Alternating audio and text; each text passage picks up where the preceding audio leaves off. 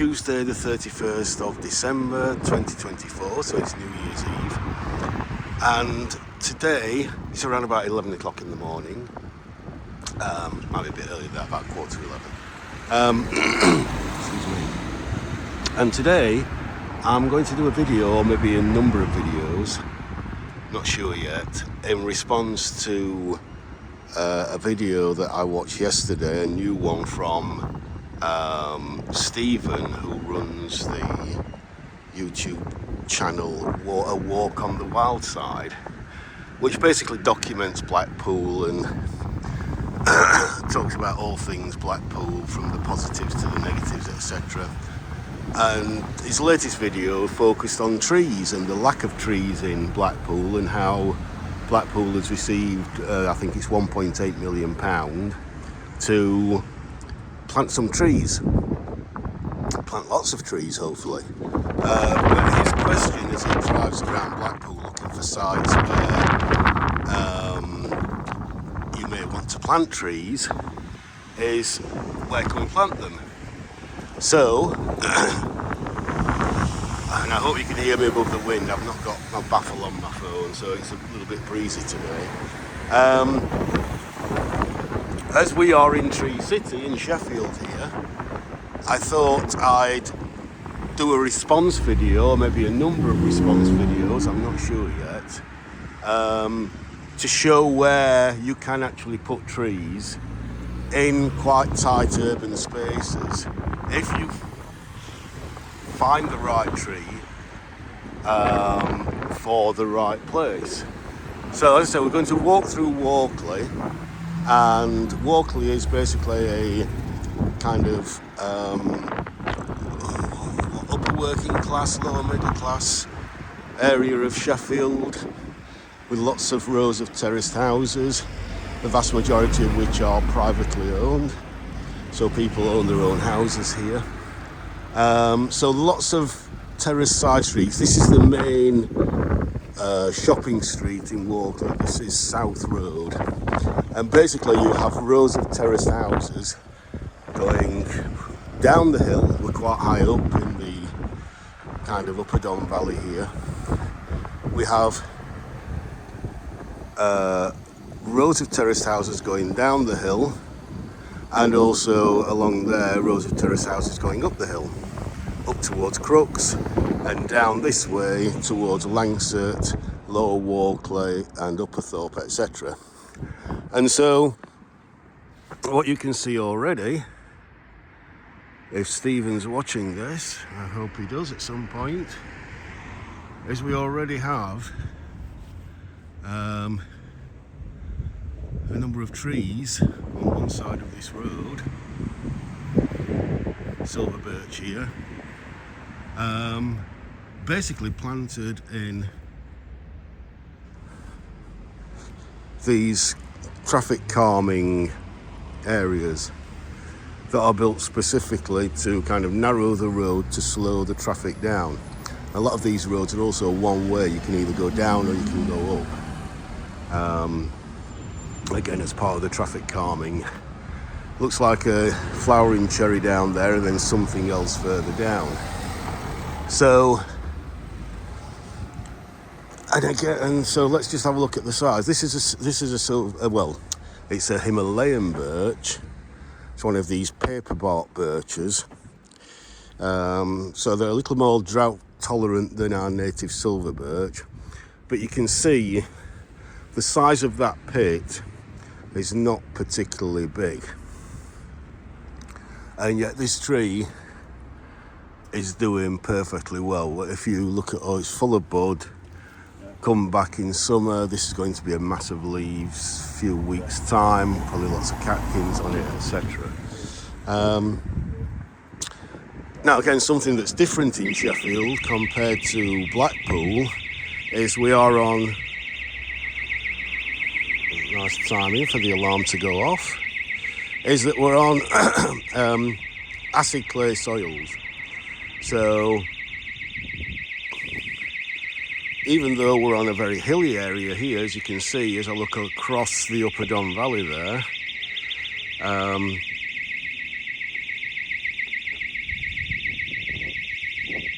these soils do retain moisture quite well.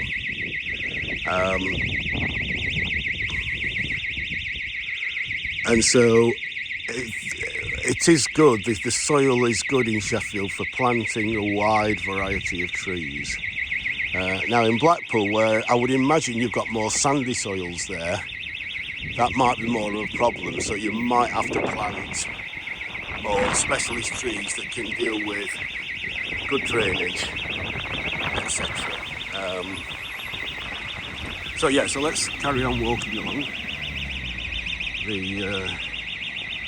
the high street.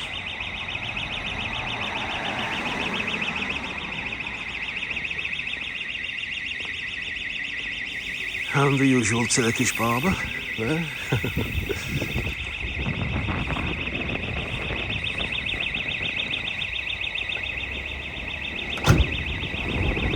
Freedom House, which used to be a pub. I'm not sure if it is now. I don't think it is.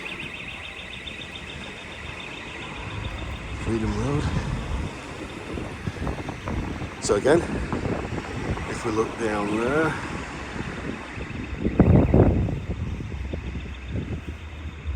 we have what could be a white beam there, possibly. And then as we go down the hill,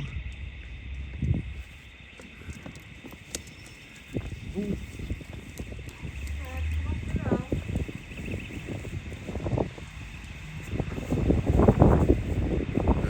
can see other trees that are built in these pits that come out.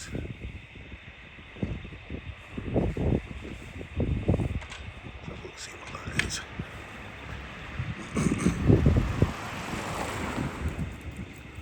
Yeah, that's a white beam. So again, that pit's not particularly huge.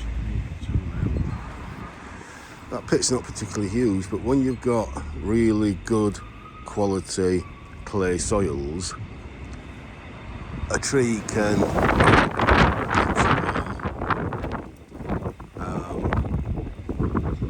quite substantial in just a small area.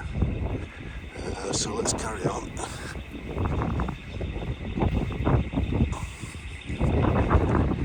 Just a small area of soil. And of course, underneath the pit, there is going to be more soil.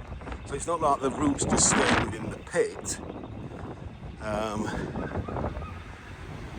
And again, if you don't want roots to disturb your pavement, or you want to do minimal disturbance to the pavement, rather than cramming the roots into a tight-fitting pit, plant trees that send the roots down quite deep.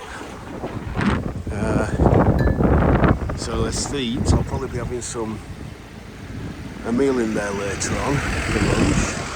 There's a nice mural up there, nice sitting out area in the summer.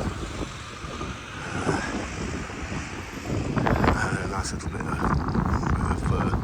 green open space here.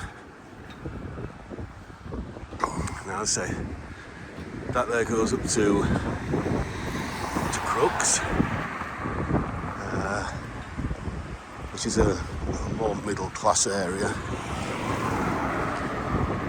And we've got the Rose House here.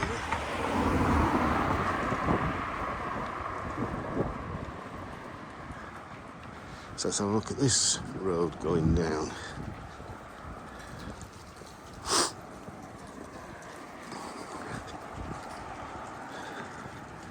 So yeah, while watching Steve's video yesterday, and he's driving around, and I saw,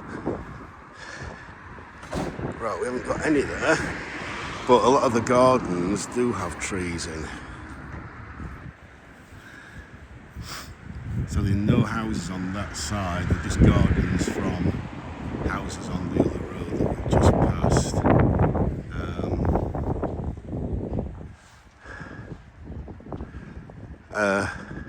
So as Stephen was driving around yesterday, I noticed numerous places where you can plant trees. All you have to do is to check with the council to see that there's no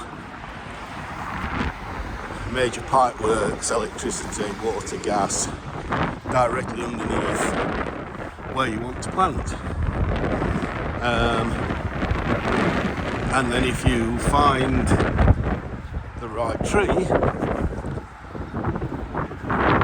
do you want a tree that's quite columnar, that stays narrow? Do you want one that spreads?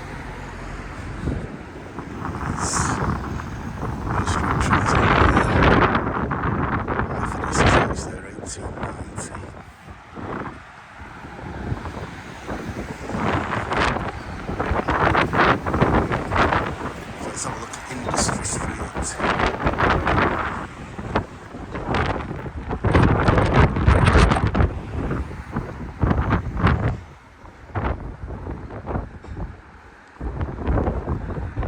Right, we've got one at the top here. Looks like it's a cherry.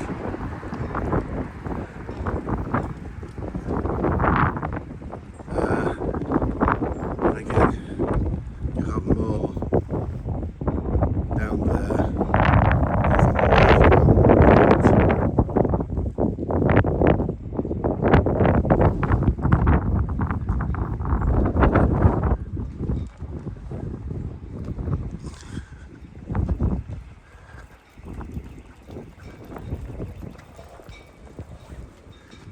So let's carry on.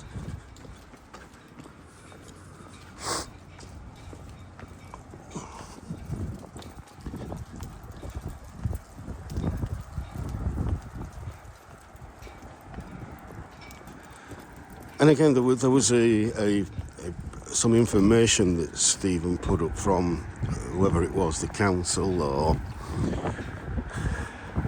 the powers that be, that have released a press statement, you know, making a big deal about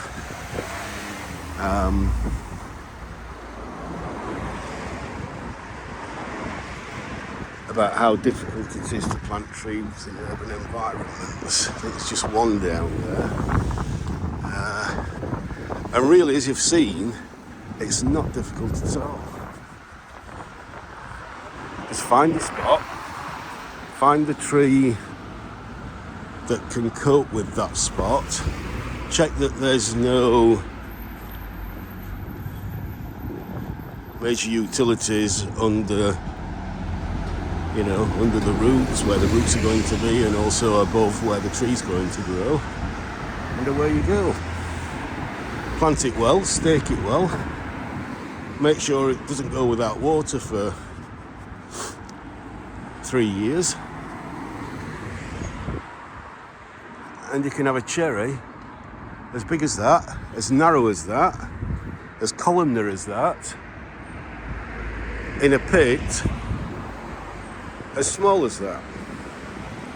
Now this is actually probably being tarmacked a little bit too close to the actual root ball. I'd like to see a proper pit cut out there so that there's more air that can get into the roots directly.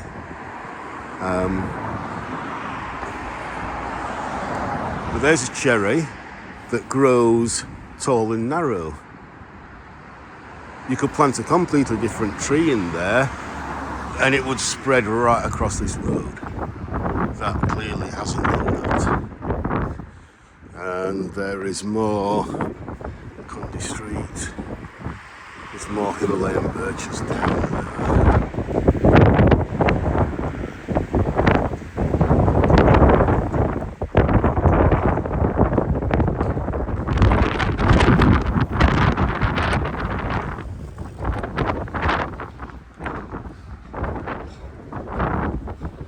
St Mary's, Walkley.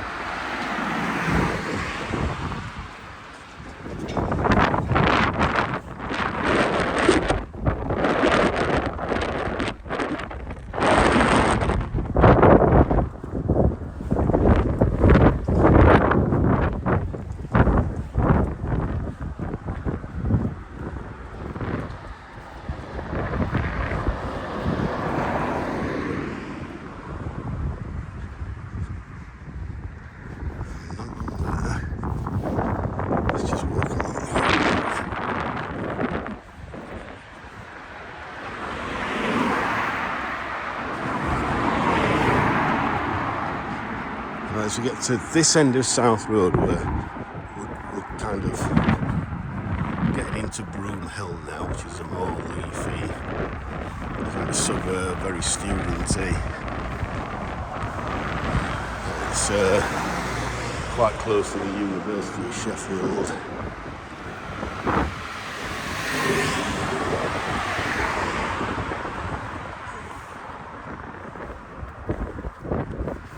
Right, let's have a Cromwell Street.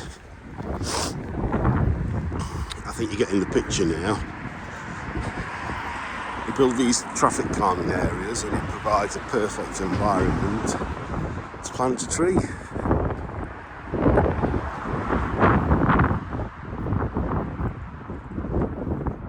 Another cherry. Another quite narrow growing cherry.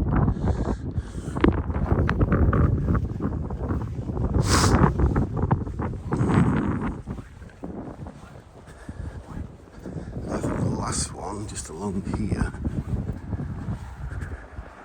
Well, there might be two more, but I might.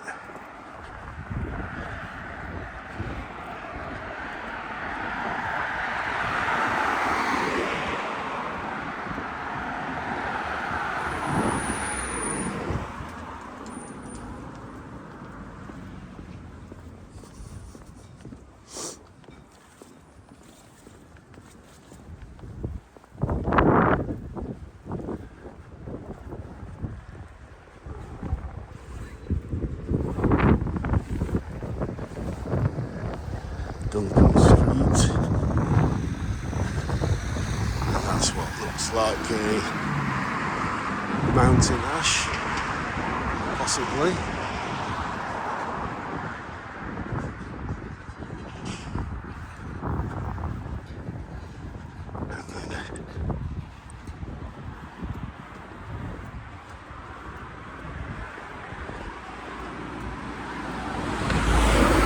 Some lovely apples there, blackbird, pigeon, with some crab apple, well yeah, well they're all apples, they're just a bit smaller, and then there's the rose hips there.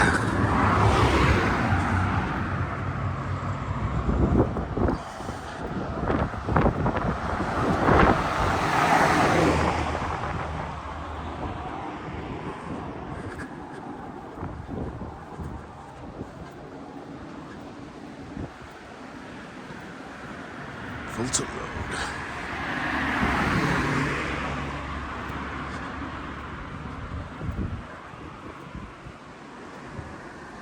And there you go, more Himalayan birches. Got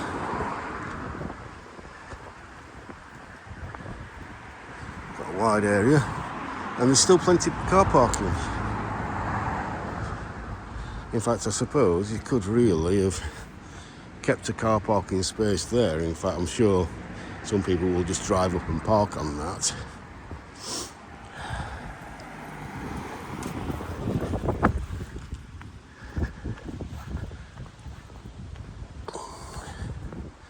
And here looks like we've got a crab apple.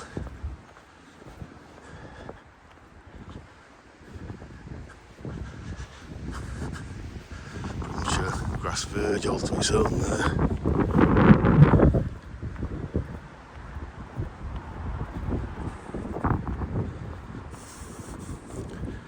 So basically, if people know what they're doing, if people do proper research for themselves,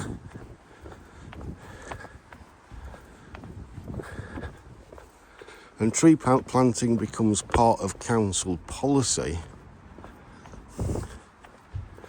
rather than outsourcing it to some private organisation that may just want to maximise its return, and so therefore saying, oh, you need a tree pit of this size and it's got to be made to this specification, and then we've got to bring in certain amount of soil and certain this and do that, and have a proper metal protector. Well, in Sheffield, none of these trees that you've seen at the moment have had any protecting guard around them, right? Now that doesn't mean that in Sheffield some of them don't get snapped, but the guards themselves, the ones that are real quality that you see in Blackpool, especially the ones on, was it Edward Street, they're mega expensive. They're more expensive than the trees themselves. So actually it works out much cheaper to, if you plant a tree like this and this gets snapped either by vandals or by wind or whatever, or by an accident, it's cheaper to put another tree in, even if it's a bigger standard, which is obviously harder than to vandalise, than it is to surround it with a very fancy ornate set of metalwork. And in areas where there is some vandalism, what Amy does, and the council when they plant in the parks, because Amy is the contractor, is the street, is the contractor that maintains the roads and therefore maintains the trees on the streets. They simply put wire mesh around these stakes up to about there. So you've got relatively cheap wire mesh from, I don't know, B&Q, or obviously they have their own sources as a trade organisation. And that usually solves the problem. And obviously as well, as you can see there, there's simply a pipe down and people are asked to water them. So if you're in a neighbourhood area like this and people want these trees, it's no problem if we get a really dry summer, on the rare occasion that we do, to once a week bring a bowl of washing up water that you've just used. I mean, maybe more people these days obviously have washing machines, but just a bowl full of water or a watering can full of water, either thrown around the base or poured down that tube there, and you're saving a tree just by doing that once a week during any dry spell. It's not a major issue, and lots of people in Sheffield now do that. And in fact, because I work in a school and I'm on holiday, or I'm off work. Oh, room for another tree there. Wonderful.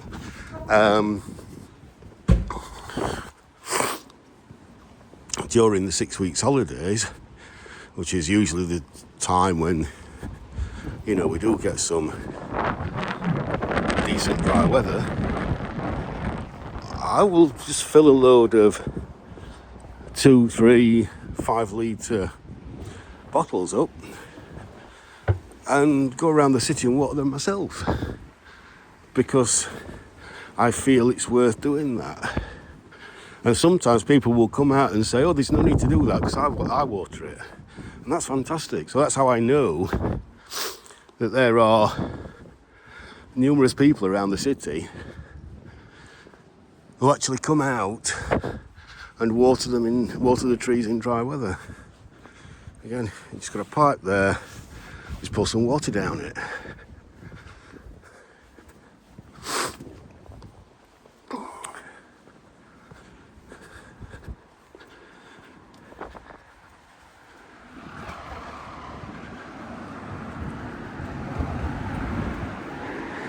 So yeah, I think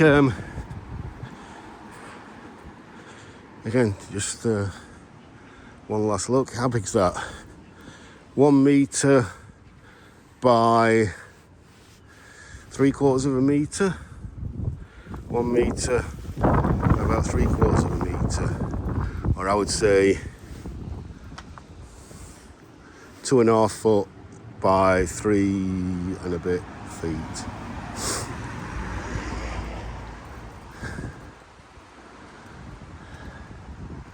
And if Stephen would like a visit, sometime, anytime really, but maybe in spring when these trees are out, so you can see that they're still alive and they're very, very healthy, and that'd be great, and I'd love to give him a tour around.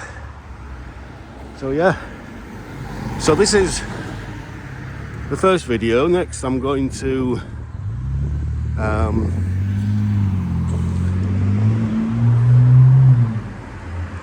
go down into the industrial area in the Upper Don Valley and show that you can plant trees even in a very, very, very run-down industrial. In fact, it's not so run-down anymore. I mean, there are vibrant businesses down there, but it just looks it looks very industrial, and it is very industrial still.